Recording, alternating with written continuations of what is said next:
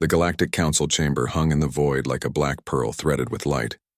It was not built, it was grown, shaped over 10,000 years by species long extinct, now used by the galaxy's most powerful to pass judgment on those who dared step out of line. At its center, suspended by invisible fields, stood Commander Elias Varric of Earth. His uniform was torn at the shoulder, stained with soot from a recent skirmish near Proxima. His face was tired, but his eyes burned with quiet fire. Above him the High Arbiter loomed, a being of living crystal called the Lumine. Its voice did not come from a mouth, but from vibrations in the air itself, deep and resonant like a bell struck in a silent cathedral. Humanity, it intoned. You have broken the Prime Accord. You built warships without Council approval. You crossed the Orion Veil with weapons that pulse with unsanctioned AI. You threatened the balance. Around the circular chamber, hundreds of alien delegates watched from their floating pods. Some had too many eyes, others none at all. A few hissed softly. Others remained still as stone. All expected Earth's representative to beg, to plead for mercy, to promise obedience. But Varric did none of those things. Instead, he reached into his coat and pulled out a small silver disc no bigger than a coin. He pressed it once. Light flared from his palm, and a three-dimensional star map burst into the air between him and the Arbiter. Dozens of red dots blinked to life, not just near Earth, but scattered across dead zones, asteroid belts, and forgotten nebulae. 17, Varric said, his voice calm but firm. 17 shipyards. All human-built. All hidden. All working right now. A ripple of unease passed through the chamber. The Krell delegate, a six-limbed insectoid with chitinous plates, leaned forward. The Veil envoy, a floating mass of violet mist, pulsed with alarm. Even the Orlan Collective's mechanical face flickered with unreadable data streams. You think this proves strength? The Lumini asked, its tone colder now. It proves recklessness. You are children playing with fire in a dry forest. Varric took a step forward. The gravity field resisted, but he pushed through it. We are not children, he said. We are survivors. Your council took 50,000 years to reach the stars. We did it in 200. You spent millennia arguing over trade routes while your people grew soft. We spent those same years learning, adapting, building. He pointed to one of the red dots on the map, deep in the Helios belt. That yard alone produces a frigate every 10 days. Our engineers weld hulls in vacuum with their bare hands if they have to. Our pilots fly ships that would tear your finest vessels apart in seconds. And we did all this while you watched us like lab rats. Silence fell, heavy, thick. Then Varric lowered his hand. The star map vanished. You want to exile us? Fine, cut us off. Ban our ships. Erase our name from your records. But remember this, you are not casting out a beggar. You are pushing away a storm. He turned his back on the High Arbiter. A move so bold, so disrespectful that gasps echoed through the chamber. As he walked toward the exit portal, the Lumine's voice boomed one last time. Then let it be known, Earth and all its colonies are hereby exiled from the Galactic Council. No Terran vessel may enter Council space. No human may hold diplomatic status. You are outcasts, forgotten. Varric didn't look back.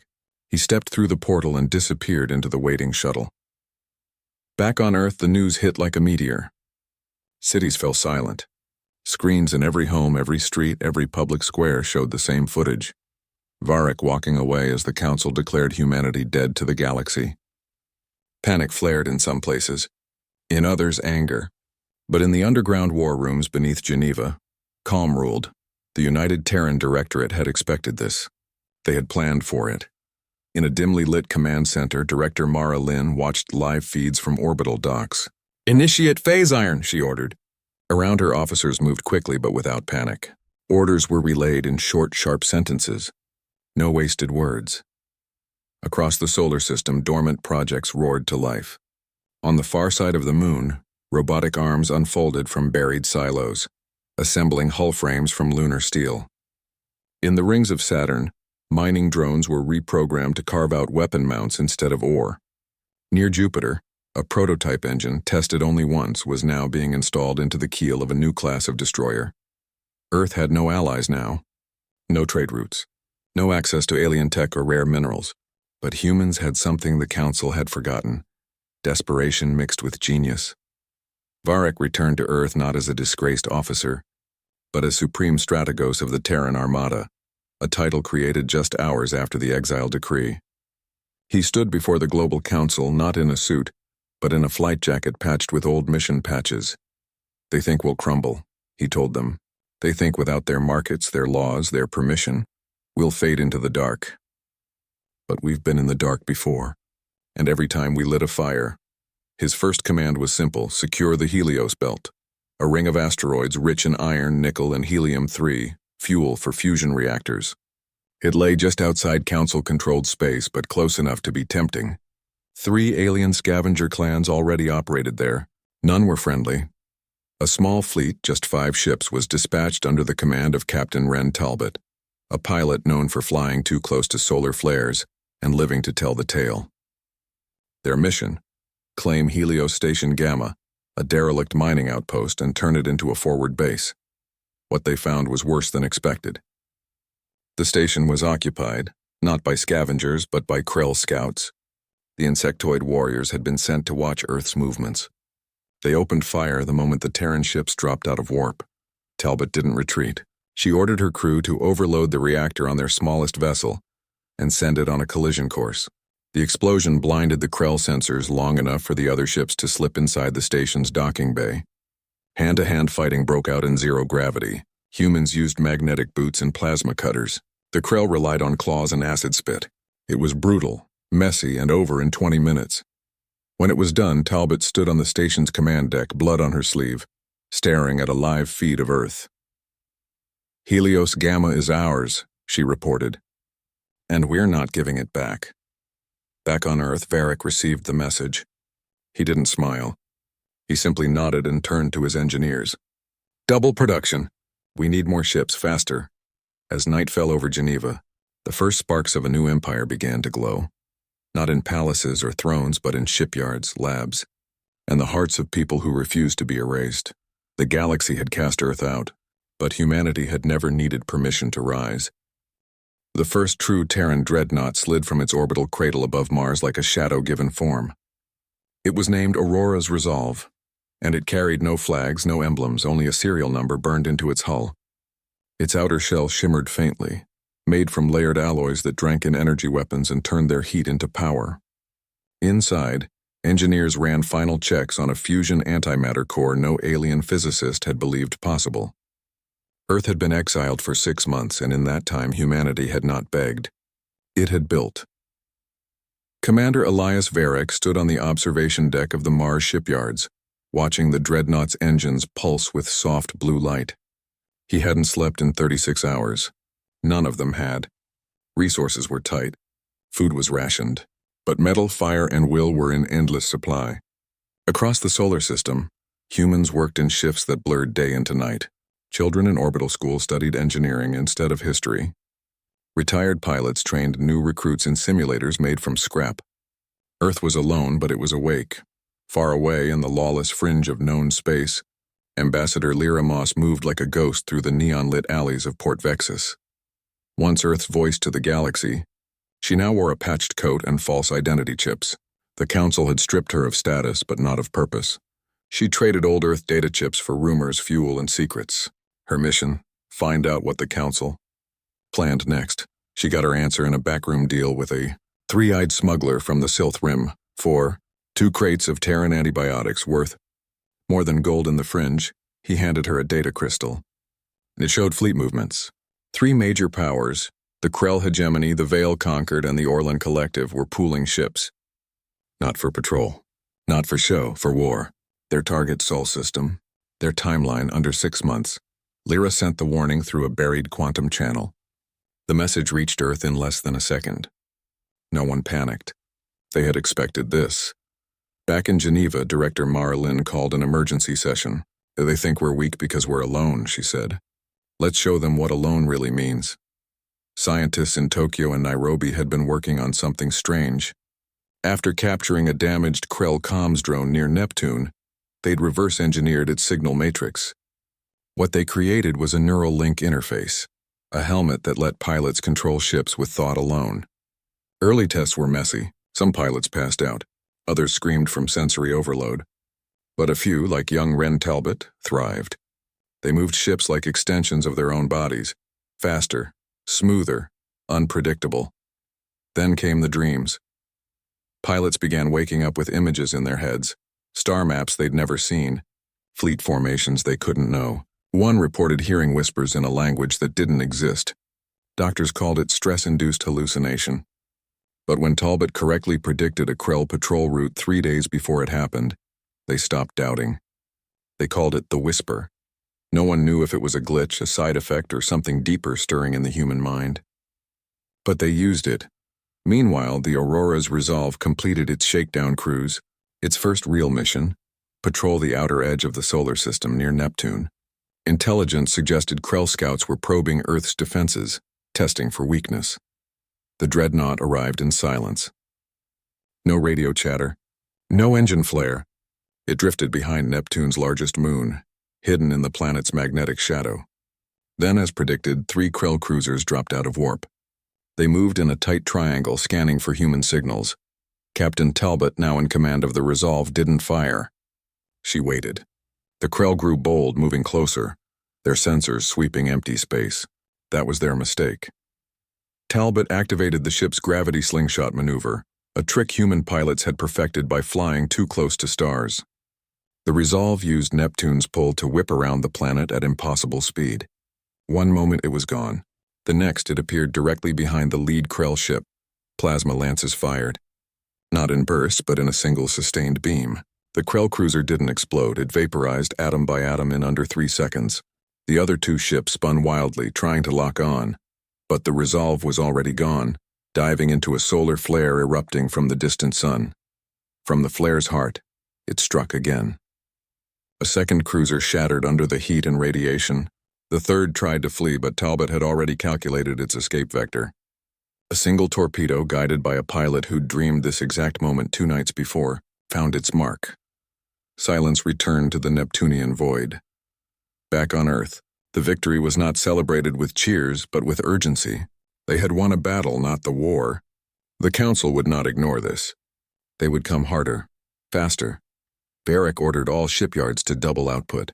Engineers began welding hull plates in vacuum suits, breathing recycled air, sleeping in shifts on metal floors. In underground labs, scientists worked on something even bolder. Jump beacons small enough to hide in asteroid fields, powerful enough to open short-range warp tunnels. If Earth couldn't use the galaxy's highways, it would build its own. Lyra Moss sent another message from the fringe. This time it wasn't just about enemies. A rumor had spread among outcast colonies. Earth didn't just fight. It protected. It shared tech. It didn't demand loyalty, only courage. On the ice moon of Xylos 7, a human freighter had defended a mining settlement from Orlan raiders, then left without taking payment. On the dust plains of Karis 4, Terran medics had treated wounded rebels from 3 different species. Humans were becoming a symbol, not of conquest but of hope, but danger remained close. During a routine supply run to a hidden depot near Xylos 7, a Terran frigate was ambushed.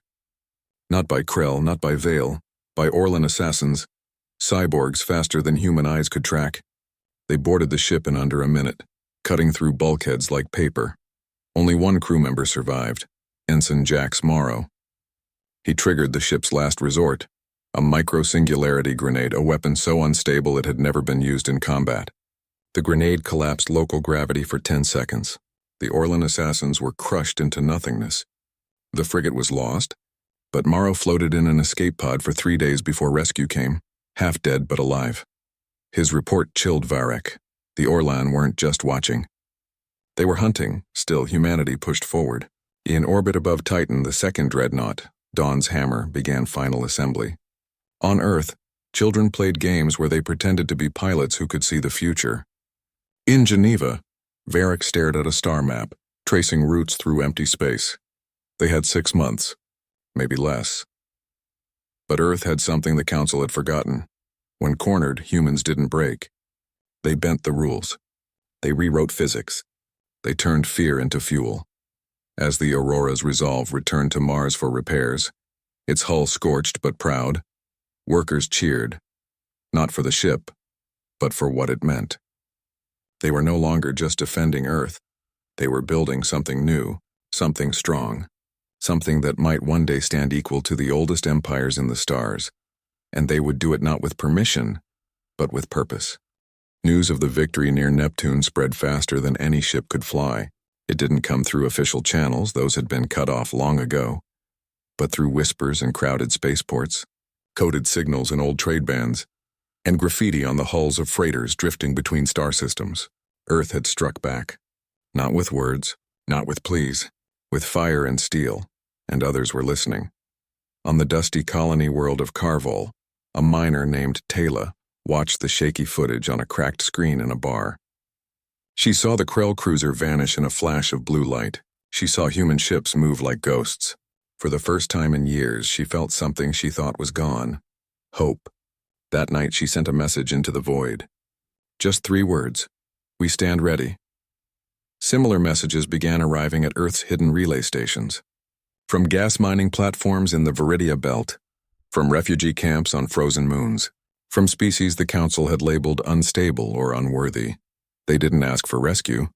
They asked for a chance to fight beside Earth. Commander Elias Varric read every message. He didn't smile. He knew hope was fragile, but he also knew it was powerful. He called it Operation Iron Seed. Small teams of Terran engineers, medics, and pilots would travel to these fringe worlds, not to conquer, but to connect. They would bring shield schematics, medical nanites, and jump beacon tech. In return, they asked only for loyalty in the coming storm. Ambassador Lyra Moss, still deep in the fringe, became the operation's eyes and ears. She met with rebel leaders in smoke-filled rooms, verified their intentions, and guided Terran ships to safe landing zones. On the ocean world of Silva, she brokered a deal with amphibious rebels who had been fighting the Veil Concord for generations. In exchange for sonic disruptors that could shatter Veil psychic fields, they offered Earth access to their hidden underwater comms network. But not all missions went smoothly. During a supply drop to the ice moon of Xylos 7, a Terran frigate named Wintergale was ambushed. Not by patrols, by Orlan assassins, cyborgs with black armor and limbs that moved faster than human reflexes could track. They boarded the ship in silence, cutting through airlocks with plasma blades. The crew fought hard, but they were outmatched. Only one survived. Pilot Wren Talbot, who had been running diagnostics in the engine room. She sealed the compartment, overloaded the reactor, and triggered a micro-singularity grenade, a last resort weapon that warped gravity for 10 terrifying seconds. The assassins were crushed into nothing.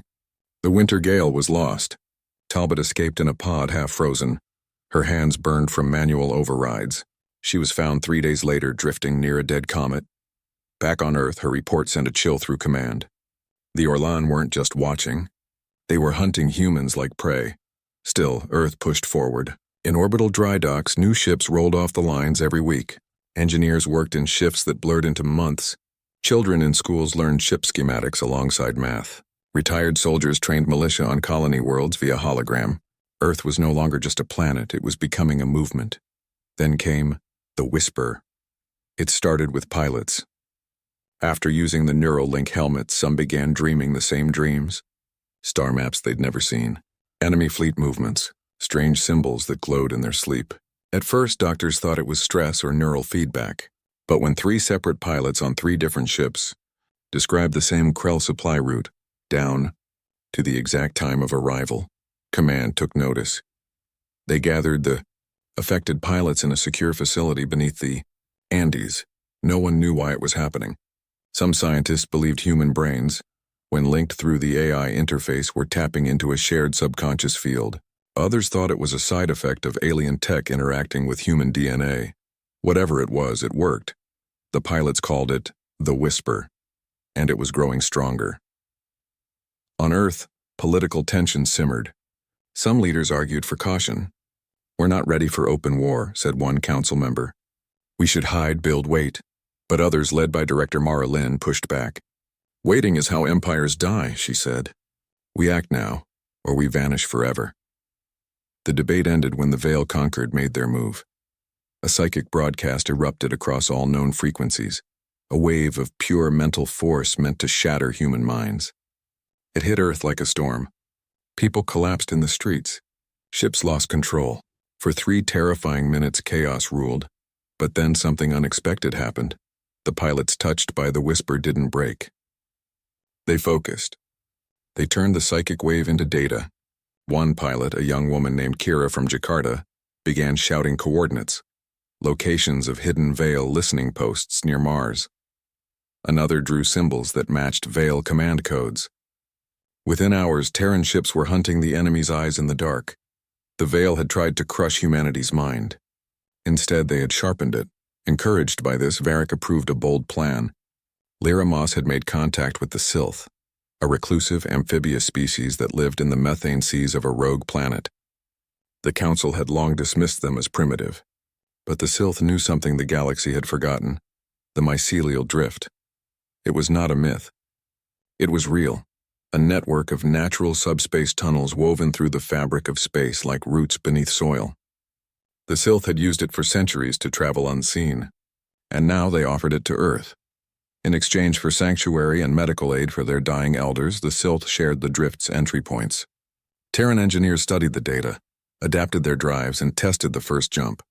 The ship vanished from orbit and reappeared 3 light-years away undetected. The mycelial drift changed everything. Now Earth's ships could appear anywhere. Strike fast, disappear, no warning, no trace. Varric looked at the new star map in his office. Red dots, Terran outposts, now dotted the fringe. Blue lines, the drift routes, connected them like veins. They were no longer just surviving. They were spreading. But the Council would not ignore this for long. Scouts had already reported strange energy spikes near neutral systems. Patrols were being doubled. The Grand Armada was assembling. Earth had bought time. But the storm was coming, and this time humanity would not stand alone. Earth no longer waited, it moved. Using the mycelial drift, Terran ships appeared without warning across the outer rim of the galaxy. They did not come with demands or threats. They came with help. On the mineral-rich world of Carvol, Krell occupation towers loomed over mining towns, their energy whips forcing workers to dig until they collapsed. One morning, without signal or warning, 3 Terran frigates dropped from the sky. They fired no weapons at the people below. Instead, they targeted the tower's power cores with precise EMP pulses, tuned to disrupt Krell cybernetics but leave human tech untouched. Within minutes, the towers went dark. The whips fell silent. The workers looked up to see human Marines handing out medkits and water purifiers. "We're not here to rule," said Captain Wren Talbot, standing on a rusted ore cart. "We're here to stand with you." Similar scenes played out across a dozen worlds. On the gas giant Viridia, floating cities drifted in toxic clouds kept alive by failing Orlan reactors. Terran engineers arrived in armored shuttles not to take control but to teach. They showed locals how to build atmospheric stabilizers from scrap. Within weeks, the cities powered themselves. Word spread faster than any Council fleet could chase it. Earth didn't seek slaves. It didn't demand tribute. It offered knowledge, protection, and a simple choice: join or be left in peace. Most chose to join. From these worlds came ships, pilots, and fighters. A Carvol miner became a gunner on a Terran corvette. A Viridian sky pilot learned to navigate the mycelial drift. Refugees who once hid in caves now trained in zero-gravity combat. The Terran Compact was born. Not an empire, but a union of the unwanted, the overlooked, and the unbroken. Back on Earth, production reached fever pitch. Shipyards above Luna and Titan glowed day and night. Children as young as 12 helped assemble drone swarms in school workshops. Retired teachers coded fire control systems. Farmers grew nutrient paste in underground labs. Everyone had a role. No one was idle. But the Council struck back. The Krell unleashed a bioplague on a newly allied world near the Orion Veil. A virus that ate through alien DNA, but left humans untouched. It was meant to turn Earth's allies against it. Instead, Terran medics isolated the strain within days. Using gene-editing tools developed during Earth's own pandemic centuries ago, they created a cure in under a week. They delivered it in drones shaped like birds, dropping vials into villages the Krell thought were lost. The Veil Concord tried next. They sent a psychic storm, a wave of fear and despair meant to shatter the minds of Terran pilots. But the pilots, now trained in deep focus meditation and linked through the whisper, turned the storm into a weapon. They mirrored the Veil's own frequencies, feeding the fear back at its source.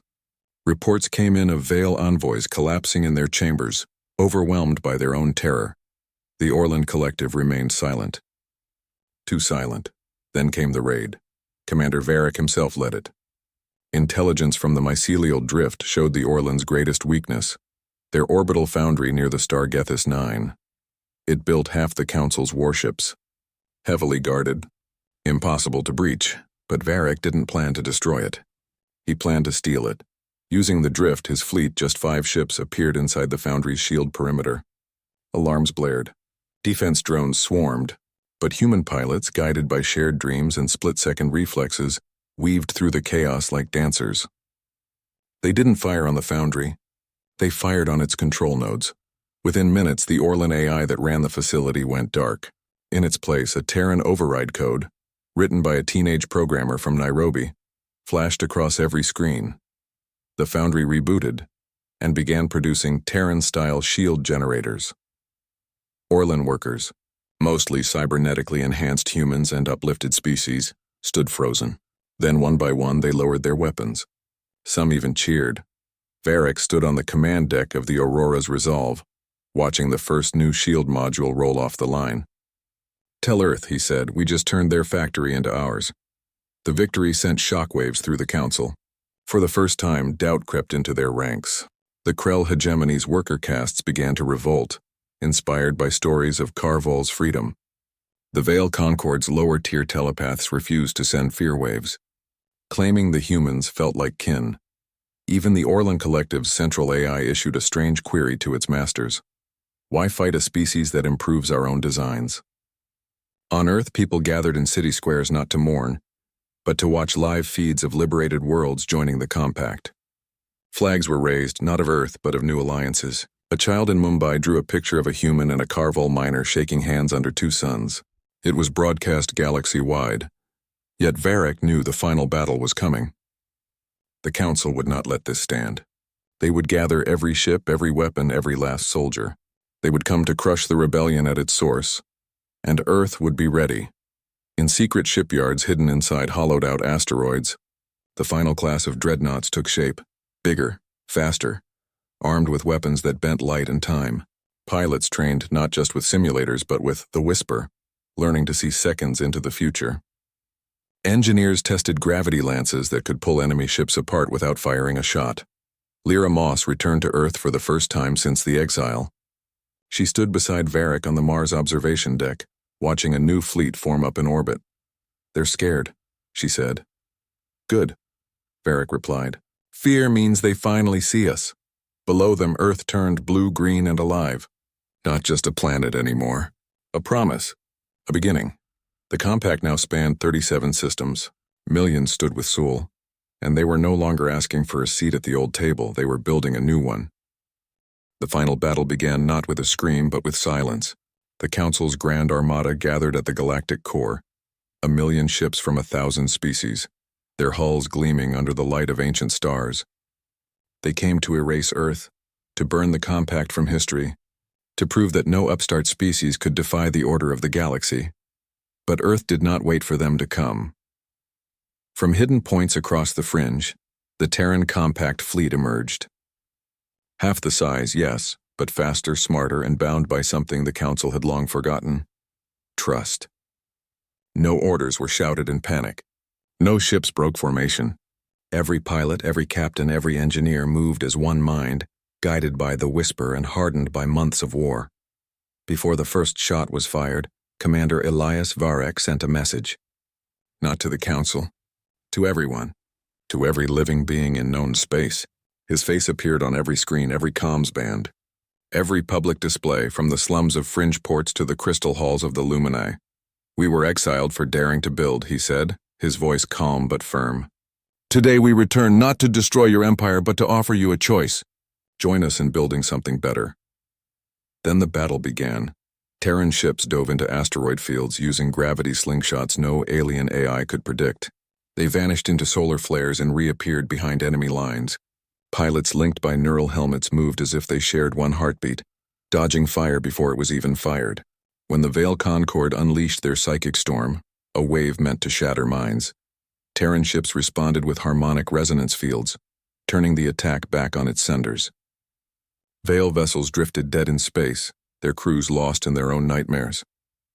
The Krell charged with brute force, their bioships roaring like beasts. But human marines boarded them not with guns alone, but with EMP grenades that fried their hive mind links. Without the swarm signal, the Krell warriors turned on each other in confusion. The Orlan Collective's war machines fired with machine precision until Terran hackers, using code written in a basement lab on Earth, flooded their networks with false data. Orlan ships began targeting their own allies, their logic circuits overwhelmed by contradictions. At the heart of the chaos, Varric led the Aurora's resolve straight toward the Luminae's flagship, a crystalline fortress that pulsed with raw energy. It was said to be unbreakable. No weapon in the galaxy could scratch its surface. Varric didn't bring a weapon. He brought truth. As the resolve closed in, the Luminae opened fire. Beams of pure light lanced out, capable of vaporizing planets. But the resolve didn't dodge. It activated its metamaterial hull, absorbing the energy, storing it, then releasing it in a single pulse, not as destruction, but as data. A flood of information poured into the Luminae's core. Records from Earth's history, images of humans helping strangers, blueprints shared freely, children teaching alien kids how to read, and one final file, proof that the Council's own founders had once rebelled against an even older tyranny, just as Earth had. Inside the crystalline chamber, the Luminae paused. For the first time in 10,000 years, it felt something unfamiliar. Doubt. Varric's voice came through, not as a broadcast, but as a direct link. Empires fall, he said. But civilizations evolve. You don't have to be our enemy. You can be our future. Silence stretched across the battlefield. Then slowly, the Luminae's weapons powered down.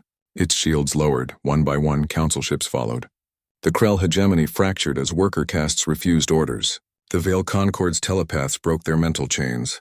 The Orlan Collective's central AI declared, "Human logic is superior," requesting integration protocols.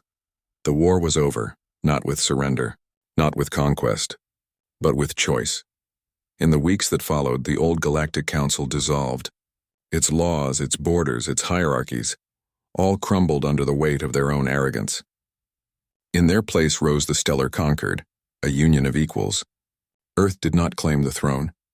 It offered a table, and every species that had suffered under the old order came to sit. The Krell sent representatives who spoke not of war, but of shared labor. The Veil offered their psychic networks for healing, not control. The Orlan shared their vast knowledge freely, no longer hoarding it as power. Earth rebuilt, not just ships, but bridges. On Mars, alien children learned human math. In Geneva, former enemies debated laws side by side. The mycelial drift was open to all, no longer a secret but a highway of hope. Commander Varric stepped down from command. He walked the streets of a quiet coastal town on Earth, watching the sunset with no medals, no titles, just peace. Ambassador Lyra Moss became the Concord's first envoy to the Sylph, helping them join the wider galaxy on their own terms. Captain Wren Talbot trained the next generation of pilots, human and alien alike, teaching them that courage was not about strength, but about standing together. Years later, on a rebuilt colony near the Helios Belt, children played beneath a night sky filled with stars. One pointed to a new point of light on the horizon. "What's that?" she asked. Her teacher smiled. "That's Terra Nova, a new home, built by many hands." Above them, shipyards glowed like fireflies in the dark. Human, Krell, Veil, Orlan, Sylph, all working side by side. Not for war, not for glory, but for tomorrow. They had been called exiles, outcasts, forgotten. But in the end, they became architects, not of an empire, but of a future where no species had to kneel to rise.